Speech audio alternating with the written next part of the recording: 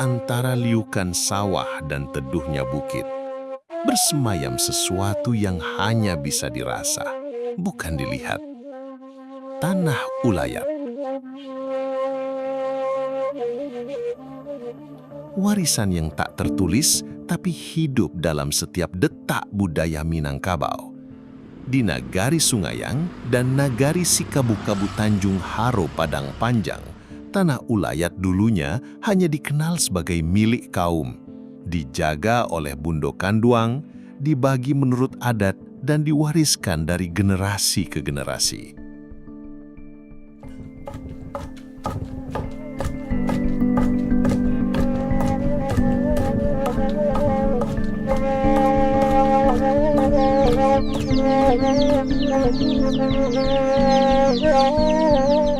Tanah Ulayat merupakan hak komunal yang sebenarnya antara kesatuan masyarakat hukum adat dengan Tanah Ulayat itu tidak dapat terpisahkan, karena memang Ulayat merupakan simbol bagi masyarakat hukum adat. Pentingnya Tanah Ulayat tentu saja sama halnya dengan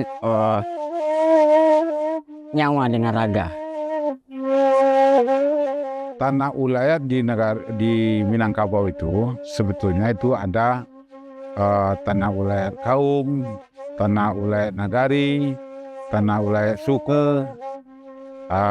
Ada juga yang bilang Tanah Ulayat raja. Tapi yang secara umum lebih banyak itu adalah suku, kaum, dan nagari. Hak milik seperti ini, hak milik Bundo, satu kata dalam bahasa Indonesia. Tapi di Minangkabau dibagi hak dan milik. Harta atau disebut juga sako dan pusako. Sako itu gelaran yang tidak nampak, milik kaum. Kemudian pusako itu yang nampak, rumah gadang, sawah ladang, tapian tempat mandi, pandam pekuburan, dan segala macam ladang itu. Jadi pemilik atau yang dari sako dan pusako itu perempuan. Tidak boleh dibagi, tidak boleh dijual. Itu dasarnya karena nenek moyang orang Minang itu dulu sudah punya pikiran bahwa bumi Allah ini tidak pernah bertambah luasnya. Nah, sementara anak cucunya terus berkembang. Dan untuk itu dia berpikiran dalam konsepnya membuat aturan itu, semiskin-miskin anaknya, cucunya nanti masih punya sebidang tanah untuk tempat mendirikan rumah dan sepiring sawah untuk market dia. Yang menjadi persoalan di dalam masyarakat Minang itu tanah pusaka tinggi itu, atau disebut ulayat. Jadi terjadi pergeseran karena titik pandang melihat tanah ulayat itu hanya pada titik atau fokus ekonomi. Kalau fokus kita pendekatan ekonomi, itu ujung-ujungnya kan keuntungan untuk siapa? Tapi zaman bergerak dan perubahan tak selalu datang dengan pemahaman. Emang terjadi fenomena di negara kami itu penebangan pinus di rumah. Kami mencoba melaporkan kegiatan anak kemerdekaan kami menebang kayu secara masif, massal, dan ilegal. Yang kami sendiri pada waktu itu berbagai upaya sudah dilakukan, mulai dari sosialisasi, himbauan, penekanan segala macam, tapi tidak membuahkan hasil, sehingga kami mau tak mau melakukan upaya hukum. Saya menangis, kita menangis semuanya. Sebagai anak nagari tentu rasanya sebuah kerugian besar. Sehingga hari ini kondisinya dari 150 hektar lebih kurang hutan yang tadinya dipenuhi dengan hutan pinus, hari ini gundul. Ketika nanti pinus yang dibabat itu akarnya membusuk, tentu nanti akan terjadi kekosongan tanah, dan itu kita khawatirkan akan menyebabkan longsor Dan saya tidak bisa membayangkan kalau seandainya terjadi tanah longsor, siapa nanti yang akan bertanggung jawab untuk menyelesaikan sawah masyarakat yang tertimbun, yang mata pencaharian mereka itu bergantung ke sawah yang mereka kelola. Ternyata dalam hal gelar perkara, kendalanya subjek hak. Kami tidak bisa menyatakan kalau kami adalah pemilik hak atas tanah ulayat. Di dalam indise staatsrechtelijk sendiri ya, di dalam regering ya konstitusi dia Belanda itu sudah mengakui ada tanah ulayat, ada hak masyarakat komadat. Di dalam konstitusi kita juga begitu, di dalam undang-undang semua menyatakan mengakui. Tapi pertanyaannya itu seperti apa pengakuan itu dilakukan? Selama ini pengakuannya itu hanya sporadik.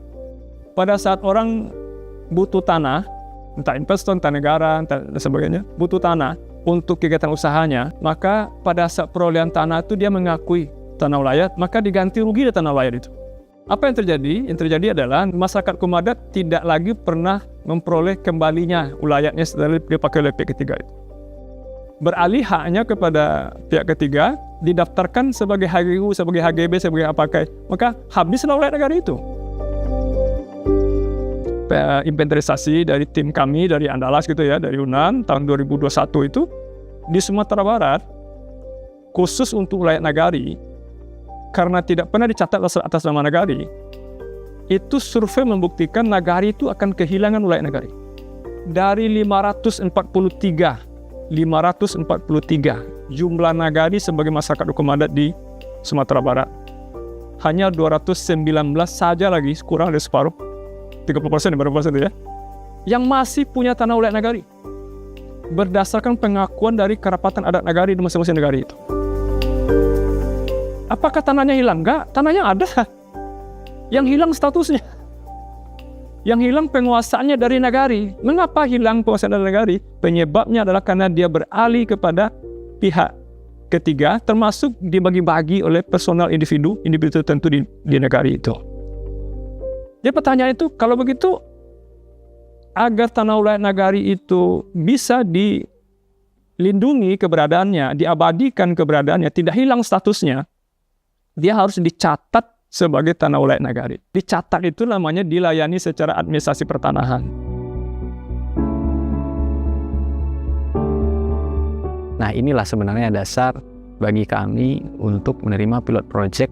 Harapannya sederhana saja, agar kami bisa mempertahankan tanah ulayat masyarakat adat itu dari orang-orang yang ingin merusak atau ingin mengganggu tanah ulayat itu.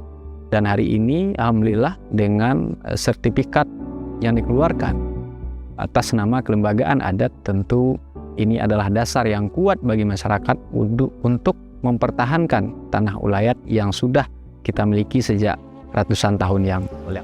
Yang dilanjutkan dengan penyerahan sertifikat hak pakai nomor 9 dengan luas. Kini, sesuatu berubah, tapi bukan untuk menghapus, melainkan memperkuat. Tahun 2023, tanah ulayat di dua nagari ini mulai disertifikasi melalui hak pengelolaan lahan atau HPL. Apa nama title kalau ulayat nagari itu didaftar atas nama nagari, karena nagari itu bukan sebagai pemilik tanah dan mungkin diberi hak milik begitu? Apa nama title atas nagari itu? Nah, disitulah muncul istilah hak pengelolaan untuk masyarakat hukum adat nagari yang kelembagaannya melalui kelembagaan adat di nagari. Terbitlah HPL sebagai title gitu. Jadi HPL itu hanya sebagai title administrasi dari proses pendaftaran tanah ulayat nagari, bukan mengubah statusnya dari ulayat nagari. Dia tetap ulayat nagari, cuman tercatat sebagai publisitas dia sebagai HPL yang cocok title-nya dengan yang ada di pelayanan pemerintah. Kalau pemerintah membuat pelayanan bahwa ada title ulayat, misalnya sertifikat tanah ulayat misalnya ya, mungkin negara akan menempuh itu. Tetapi kan pelayanan hari ini yang ada itu kan berdasarkan PP 18 itu kan title-nya itu hak pengelolaan.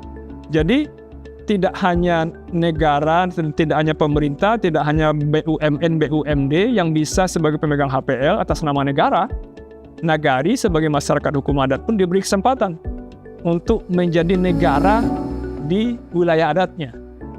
Jadi negara tidak menggantikan nagari sebagai negara di wilayah adatnya, khusus tanah ulayatnya, tapi langsung diambil alih peran negara ini oleh Nagari sebagai salah satu masyarakat kaum adat. Saya melihat posisi HPL itu seperti itu.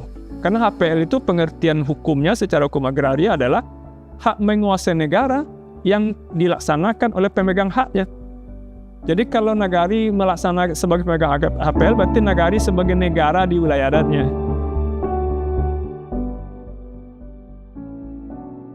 Inilah bentuk perlindungan hukum. Kita perlu, sangat perlu. Suatu saat kita akan meninggalkan dunia ini, yang kita sisakan apa?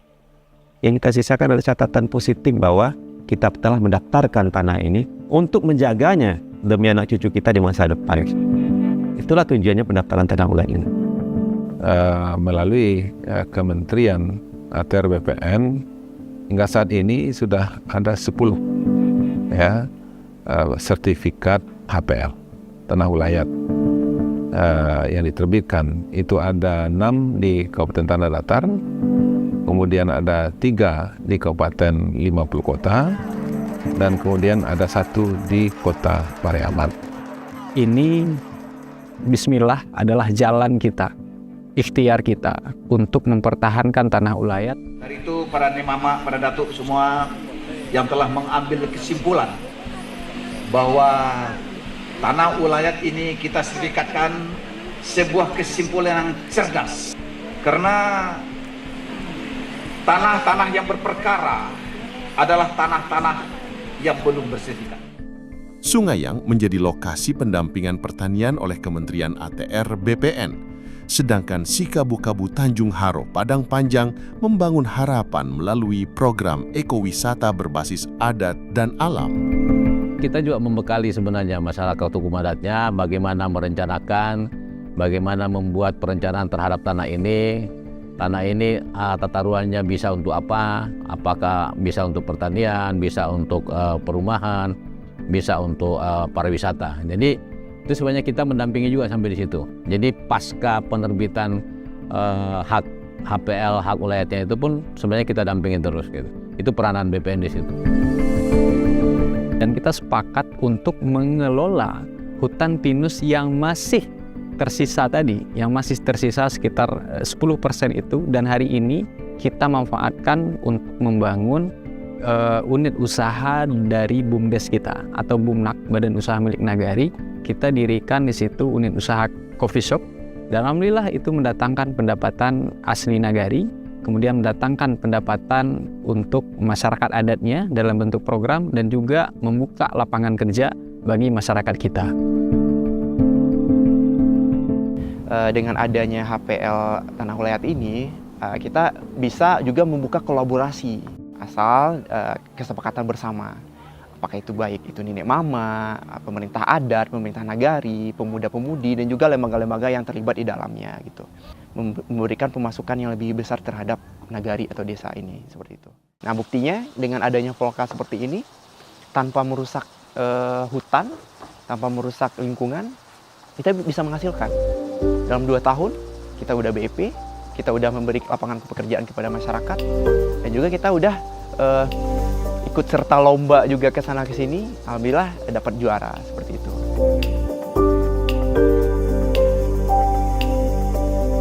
Kami sebagai kerapatan adat Nagari Sungayang itu sangat gembira sekali.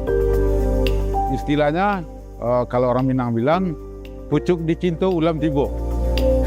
Jadi dalam hal ini yang kami inginkan selama ini turun hujan dari langit bagi kami, seolah-olah seperti turun hujan dari langit. Di situ clear lah, bisa kami melakukan pendataan tanah kami sesuai dengan prosedur, melakukan pengisian daftar isian untuk pendaftaran, kemudian melakukan pengukuran di lapangan yang langsung didampingi oleh masyarakat. Selesai melakukan pengukuran sekitar 2 bulan, kalau tidak salah paling lama, sudah clear sertifikat kami. Jadi kebetulan sertifikat kami tersebut langsung diserahkan oleh Kementerian atau Menteri ATR BPN waktu itu ke lapangan di lokasi kita punya APL gitu. Apakah sertifikasi tanah ulayat adalah jawaban atas persoalan agraria? Tidak semua sepakat. Ada yang khawatir tentang campur tangan negara. Ada pula yang menolak atas nama kedaulatan adat. Namun di ranah Minang, suara-suara ini mencoba berdampingan. Di tingkat masyarakat, saya pikir mungkin sosialisasinya. Sosialisasi apa itu sesungguhnya title HPL itu, lalu apa implikasi dari keberadaan HPL itu, apakah ini akan menghilangkan ulayatnya, atau akan mengurangi kewenangannya, atau akan merugikan jangka panjang, atau akan membebani pajak-pajak dan sebagainya. Itu sosialisasinya kurang gitu ya. Saya meyakini kalau sosialisasinya tuntas, kelompok yang masyarakat tadi itu yang objektif ya, yang tidak punya kepentingan politis dan kepentingan pragmatis tadi itu akan bisa pelan-pelan akan disampaikan sambil dibuktikan sambil jalan oleh nagari yang sudah melaksanakan itu, bahwa apa yang dikhawatirkan selama ini oleh masyarakat itu tidak terbukti. Kalau Bundo mengharapkan tentu tidak mungkin hukum adat aja. Tapi ada keselarasan kedua-duanya. Jadi mereka kedua hukum itu tidak saling meniadakan, tidak saling merugikan. Itu yang harus dicari solusinya. Gimana sehingga aturan adat ini tidak terlecehkan dan hukum positif negara juga tidak terlecehkan. Sebab bagaimanapun sebagai warga negara Indonesia itu tidak boleh juga kita melanggar. Tapi sebagai warga yang sudah ada sebelum Indonesia ini ada, tentu tidak boleh juga dilecehkan. Bundo Kanduang tetap memegang kendali pusako. Tokoh adat tetap menjadi penjaga batas dan negara hadir, bukan mengambil, tapi mengakui dan mendampingi. Itulah bentuk perlindungan. Jadi ini opsional lagi, tidak ada paksa, negara tidak akan mengambil alih. Mau didaftar silahkan, tapi kita memberikan saran lebih baik terjaga daripada nanti belakang hari kita nggak tahu. Yang ada sekarang mungkin punya niat baik untuk menjaga. Anak cucu kita tidak tahu apa yang akan terjadi di masa depan. Negara mengakui hak wilayah sepanjang eksistensinya masih ada. Di mana di situ kita sudah mencoba bagaimana supaya eksistensi masyarakat hukum adat dan tanah ulayatnya itu diakui.